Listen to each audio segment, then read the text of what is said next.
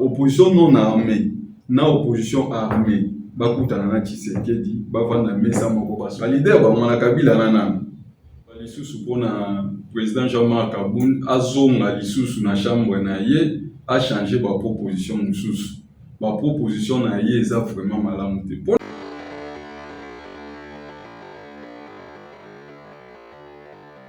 Voilà, aimables téléspectateurs, nous sommes très heureux de savoir que vous êtes très nombreux pour répondre bien sûr à votre rendez-vous. Le rendez-vous de votre émission Dossier du jour sur votre chaîne préférée, Toussaint Lani officiel. Alors comme d'habitude, on est dans l'émission, on a toujours que vous pouvez s'abonner massivement à la chaîne Nabino Toussaint Lani officiel pour ne rien rater. Alors émission au dossier du jour, les émissions où il traitera bon sujet d'actualité où ils bon lié na politique et pourquoi pas aussi au football awa na mboka na biso République démocratique du Congo. Alors le numéro est là, ils a affiché na ba écran na bino so na ba proposition ba suggestion beaucoup mais la biso et puis toko répondre bien.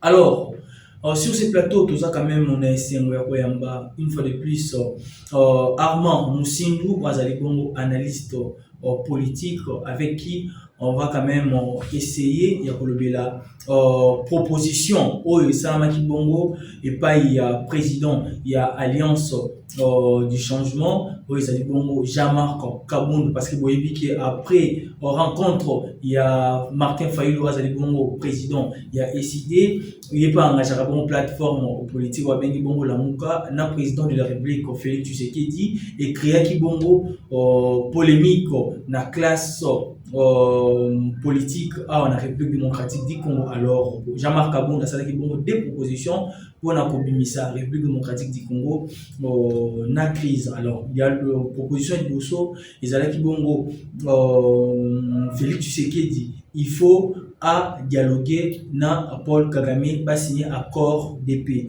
Alors deuxième proposition, il y bongo et pas il y a Jean-Marc Kabund, ils allaient bongo dialogue entre la classe politique congolaise ainsi que le M23 au Azali bongo mouvement rebelle.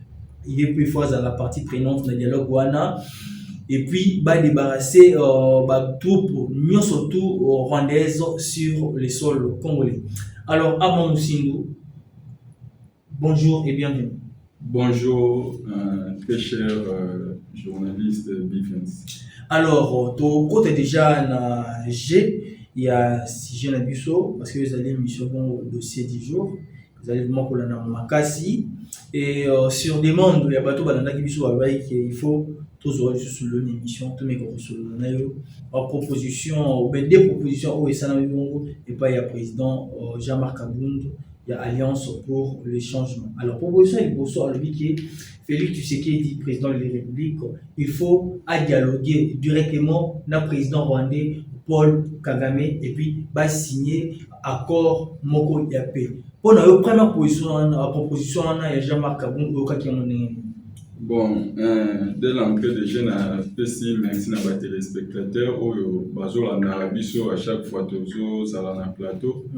Alors, bon, na kota directement na proposition à M. Jean-Marc Kabund. Alors, bon, M. Bifens, il faut savoir une chose, que c'est le moment de propositions pour les leaders politiques. C'est le moment des propositions. On a besoin de propositions des leaders. Tout ça, c'est pour trouver la solution. Alors, proposition où il y a le Jean-Marc Kabund na mona qui ont les amabé na Paul Kagame, mais je crois que ça ne sera pas une solution pour la RDC na etika autokomi parce qu'auparavant ceux qui posent la bien il y a des dialogues où les cas qui d'abord depuis les cas qui moins mine surtout au temps de Kabila il y avait beaucoup de dialogues et puis beaucoup d'accords de paix au cinéma qui mais Paul Kagame andima qui attend mon côté et bandaka na moins bien comme à un moment ils aussi raté. Alors proposition au Jean-Marc Kabund na mo lisusu ya kutana Paul Kagame moi je trouve en tout cas ils a vraiment proposition moi malamu te soit tu as changé soit tu as na ba conseiller qui bien te parce que moi je trouve pas bon na mutu wa uti na se ya makolo ya Sphinx de limiter à raisonner de telle manière. Mais aux hommes on a dit que vous allez accuser Rwanda vous allez derrière AFC M23 parce que vous avez que l'armée rwandaise n'est allée soutenir un mouvement rebelle Rwanda. Alors, président de Rwanda, ils allaient bon Paul Kagame. Jean-Marc Kabunda lobby Félix Tshisekedi, il faut assurer n'importe quel va signer accord ya paix pour ba groupe rwandaise bati kabongo sol congolais. Et l'on va bénir aux hommes on aussi. Bon, Tshisekedi va parler avec Paul Kagame. Est-ce que Paul Kagame yemoko andima kiaza agresseur ya RDC? Andima kamote. Siko mutu andimaka yango te boke ko négocier na ye ndenge alors que bozo kanga ba militaire rwandais na kati ya sol na bino mais ye moko aboya kango alors bien ça agresseur ya RDC te. Maintenant on va dialoguer avec quelqu'un comme ça pour quel motif? Pour natina nini? Donc eza raison te vraiment OK idée ya ko ta koto ya président ya ASH a raisonné de cette manière. Donc voilà. Vous allez belé à Kolanda émission au dossier 10 jours au Bandeko. Vous allez poster dans la bino pour s'abonner massivement à la chaîne Nabino Toussaint Lani officiel. Alors le loto embelé bino Armand Moussine doit aller bon analyste politique avec qui vous allez un peu débattre sur deux propositions au Salam bon et pas il y a président. Il y a Alliance pour les changements, Jean-Marc Kabundwa Zalibé Bongo, ancien membre du parti présidentiel IDPS. Alors, pour la deuxième proposition, Jean-Marc Kabound à Lobi Boye, il faut un dialogue entre la classe politique congolaise ainsi que le M23, partie prenante du conflit, et débarrasser des troupes rwandaises. Moi, les allons deuxième proposition. Faite par Jean-Marc Kabound. Mais tu éviter, il faut un dialogue entre la classe politique. Classe politique congolaise, c'est-à-dire au moins déjà que les leaders surtout, il y a politique dans le cannabis. Tout ça, on a autant à communauté parce que déjà voilà. M23, AFC, tout ça, comment on a directement, les alibongo, rebelle M23, na Corneille Nanga, parce que bazali ko travailler en collaboration. Alors, et là, quand nous avons place, on a tout le monde à l'élo, les leaders politiques, il y a Congo, où va téléméler la agression rwandaise, qui nous gouverne autour d'une même table, Kosolola, n'a pas rebelle M23, Kosolola, n'a Corneille Nanga, où vous diriger Congo, Alliance du fleuve Congo.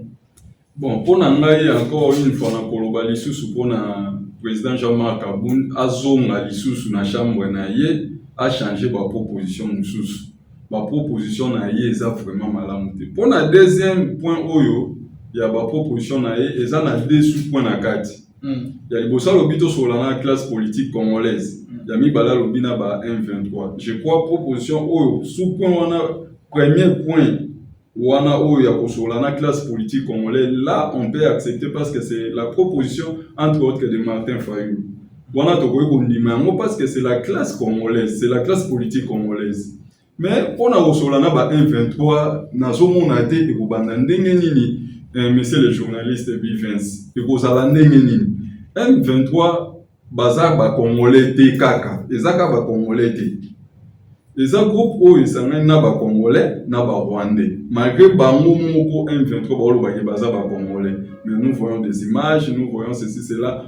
Donc tous autres tombés qui baza rwandais na congolais. Si on a dialogue on se dit que bon M23 tous sont congolais, rwandais bazo ngana na mboka ngo biso tous sur la entre nous les congolais. Est-ce que congolais wana kondima bato bazo sunga bango na bitumba oyo rwandais batika la pembeni bango baya bango moko et aussi mbate. Est-ce que tokoloba to solola na ba congolais na ba rwandais parce que M23 c'est ça. Ba congolais na ba rwandais. Alors c'est tobito solola na ba congolais na ba rwandais tokoya ko se retrouver na o ba bengaka brassage mixage.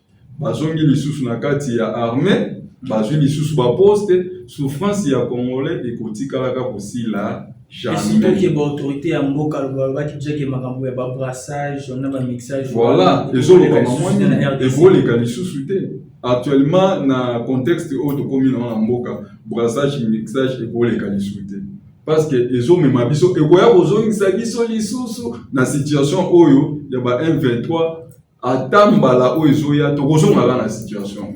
Donc ça serait un peu compliqué, tout le monde a les sous brassage et mixage ça, parce que et loko bazolo ba o Jamal Kaboun a proposé à 1,23, tu pourrais se retrouver dans la situation là. Ça serait un peu compliqué.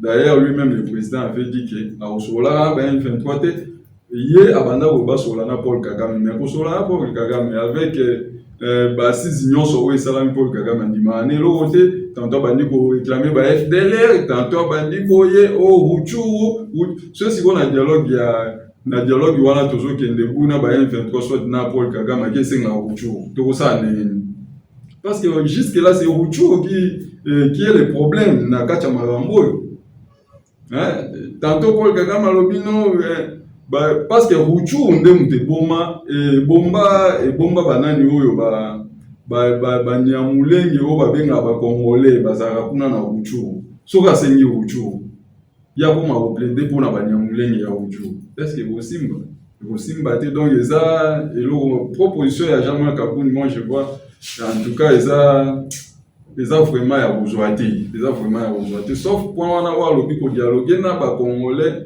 na classe politique congolaise là vraiment les propositions que tout Martin Fayulu qui n'a moi changer proposition on a besoin de proposition ya ba union so et tout ça la politique to ke na dialogue donc c'est ça. Alors yopé aux alliés congolais je peux quoi apporter peu voir na yo ba continuer ba koyoka parce que émission les alliés kolanda mobongo partout na koyoka proposition aux alliés qui vont fait par le président de l'ECD Martin Fayulu oyoki deux propositions après elles vont faites par Jean-Marc Kaboun.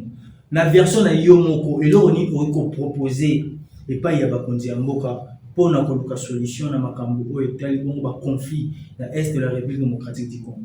Bon, la solution à l'est de la République démocratique du Congo, moi je vais demander au président de la République à Koutanana quelques têtes de l'opposition. Parce qu'il y a une opposition armée et une opposition non armée. Oui, ça va Martin Fayulu, non armé. Martin Fayulu va délicer ça pour ne pas citer trop de noms ici. Et puis, il y a Kabila Nananga. Le leader va Kabila Nananga. Bon, aluka Koutanana Kabila Nananga, na Fayulu, na délicer ça, na Moïse Katumbi, et azanga temo ba leader otoye bikara. Pour te citer bakombo la bamonte bakutana na mesa moko ba solola ba nini yango ba parce que bato wana so bakutani kimezongi na ndenge nini Delis Sanga akutani na Moïse Katumbi bakutani na président Félix Tshisekedi kimia ezongi bango na mboka et ça na ndenge nini par quelle magie so ils vont bakutani pour kimezonga na mboka non otangika opposition non armée ba Delis Sanga Moïse Katumbi c'est une opposition non armée. Nga nazoloba opposition non armée na opposition armée bakutana na Tshisekedi bavanda mesa moko basolo.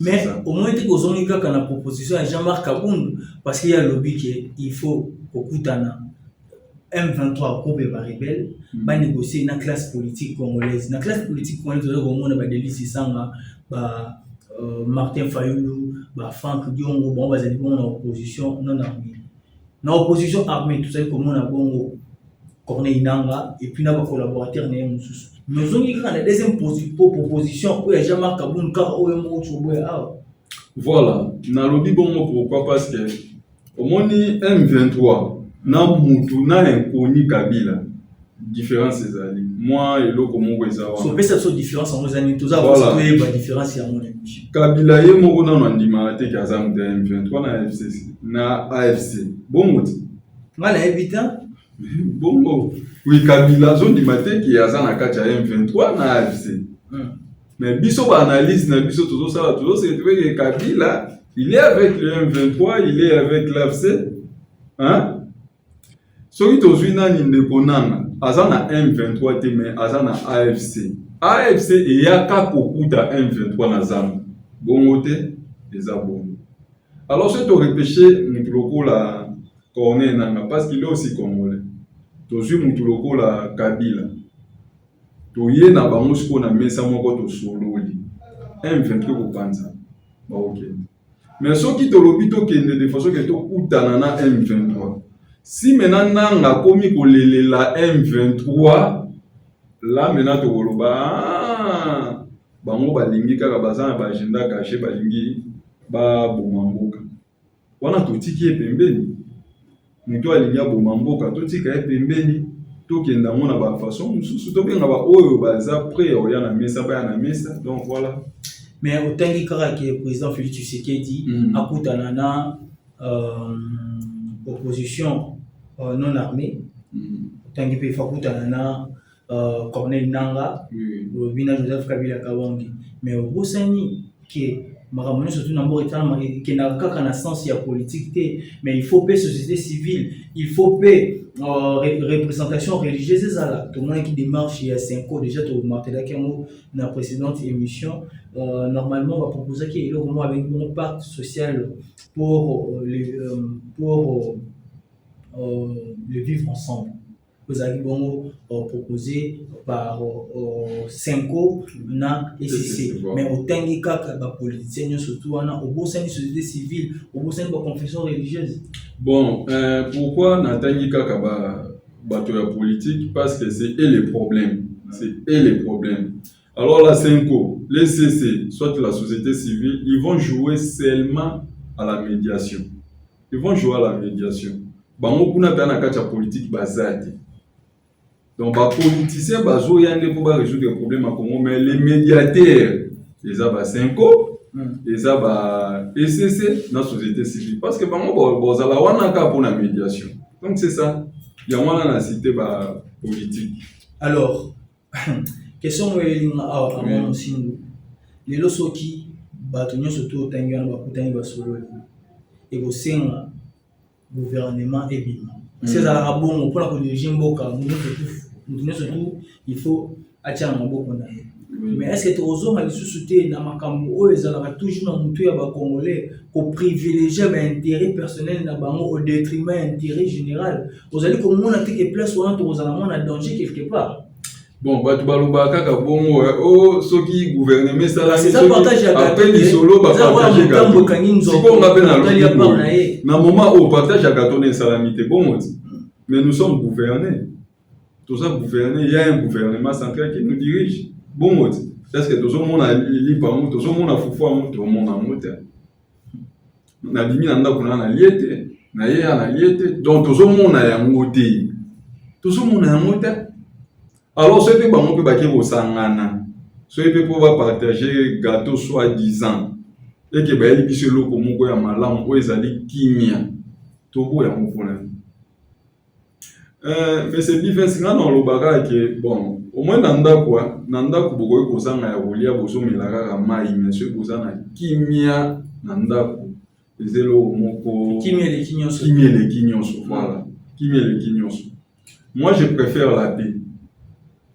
Non peut ça vraiment important c'était na ba ndenge batu balobaka wana partage gâteau oui partage gâteau il faut ça la malade na moment où ça la mito et ça quand ça va malgré salamité et ça un gouvernement au bazolia bazawana bazo gérer biso ka bazolia bo se batu misu ba yewana ba partager gâteau mais ba meme biso kinya moi j'accepte donc voilà.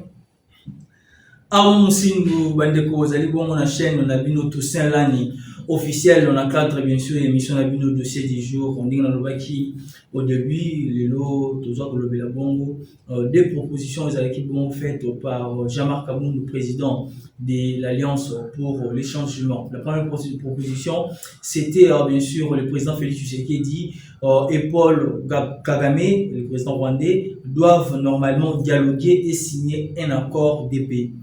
Seconde proposition, qui vont un dialogue entre la classe politique congolaise ainsi que le M23, partie prenante du conflit, et puis débarrasser des troupes plutôt rwandaises. Donc vous avez des propositions faites par Jean-Marc Kabound. Alors avant Moussindou, je pense que Bandeko va suivre vraiment temps ya kolanda yo d'une manière religieuse. Toujours comme on a souka émission na biso na opesa yo juste 3 ou 4 minutes au résumé pensé normalement surtout au lobby parce que va te belé bazali ko landa on a minute au lobby qui est kimia et qui surtout congolais azana poser ya kimia bande ko na biso bazana est bazana poser ya kimia parce que situation bon bazo traverser ils allaient situation biso tozali komona ezali kosala biso passe ezali lokolo bande balobaka simplement ceux qui beli ezali nzoto mobimba nde ezali pe kobela alors on a sur 3 minutes ou 4 minutes au résumé ba penser na passer document na souka émission. Oui, merci de Kobe Vince, le grand journaliste du moment. Voilà, nako résumé va penser dans ma boy. Ndeko Jean-Marc a proposé, point où il a proposé, boy qui a ondé to sololi. Alors, point où on a beau lapider été. Toujours c'est un Ndeko Jean-Marc a son malisusu na chambre na ba conseiller na ya malamu azaka na ba moto yebi. Ba kende ba vanda ba élaborer lisusu plan mususu. Pour la sortie de la crise, il y a RDC, c'est ça raisonnement, toujours il y a tout un raisonnement pour trouver une solution kaka pour Namboka. Bien que la paix, ceux qui bozangi la paix en tout cas, et là comme là mon temps pour Namboka pour preuve toujours mona ndenge kimia pende zati batu bazo kufa au moment où nous sommes ici, batu ba kufa kuna na est. Batu bazo kufa, batu ba kufa kaya solo. Auparavant je me demandais est-ce que mais en réalité, les gens meurent. Les gens meurent. Donc, au monde, appena maman, mon qui mana moi, na mon combat, babeti moi, babeti maman, massa, c'est moi, na tikali, moi, na ebisanga 1-23, ba récupérer, ba ki na wapi, ba otike, wana moi, na okola, ndenge nini, ayebi kutu teke maman kufi. Mais maman, ça déjà, yakufa, moi, na za, mon combat, vivant sur les lots. Donc, c'est compliqué. Donc, tout ça, vraiment, la situation est bien été. Tout le cas solution de plus vite que possible pour que tout s'arrête. Donc c'est ça. Na pesi bande bonyon so merci, bande bonyon so balanda biso, to pesi bino merci. Na pesi ma femme à la maison, big salutation, maman Mifi, big salutation, mes enfants, mes 3 enfants. Na pesi bino bambote belé, maman Thérèse, papa Pierre bambote na bino ya mwana, na linga bino mingi. Donc bolanda biso tous les Congolais bana kingabwa, en tout cas restez vigilants, bana limiter surtout, bana limiter, restez vigilants. Tozana pour na bino, tosala musala. Il y a un homme sage qui a dit en ces termes: la paix est plus puissante que la guerre. Vous avez compris que nous sommes arrivés à la fin de votre émission Dossier du jour sur votre chaîne préférée, tout ça en ligne officielle. Alors abonnez-vous massivement sur votre chaîne pour ne rien rater. En tout cas, mes émissions à qualité, mes émissions à actualité, au la rabino pour beau CP. Alors c'était quand même un grand plaisir. Il y a que vous allez qui est belé pour la émission au Dossier du jour. Alors de Boutani, on vous donne avec le même plaisir. Bye.